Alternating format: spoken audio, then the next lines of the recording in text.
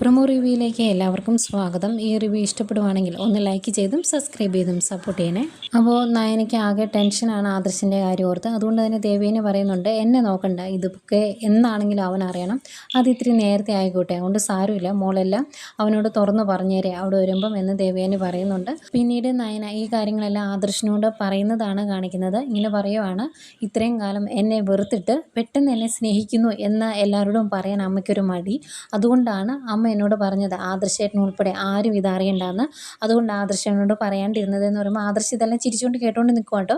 എന്നിട്ട് പറയുന്നുണ്ട്, അമ്മ ഇവിടുന്ന് അമ്പലത്തിലേക്കാണ് എന്ന് പറഞ്ഞ് പലപ്പോഴും പോന്നിരുന്നത് എൻ്റെ അടുത്തോട്ടാണ്, എന്നെ കാണാനും എൻ്റെ വിശേഷങ്ങൾ അറിയാനും ആണ് എന്ന് പറയുമ്പോൾ ഒത്തിരി സന്തോഷത്തോടെ ആദർശ് നയനെ ചേർത്ത് പിടിക്കുന്നു. എന്നിട്ട് നെറുകിലൊരു ഉമ്മയൊക്കെ കൊടുക്കുന്നുണ്ട്. ഇതൊക്കെ സ്വപ്നമായിരിക്കും. ആദർശ് ഒന്ന് ഇടഞ്ഞു എന്നറിഞ്ഞപ്പോഴാണല്ലോ ഇവരിതെല്ലാം തുറന്നു പറയുന്നത്. അതിൻ്റെ പരിഭവവും ദേഷ്യവും എല്ലാം ആദർശ് തിരിച്ചു കാണിക്കും. മിക്കവാറും ഇത് സ്വപ്നമാകാനാണ് സാധ്യത.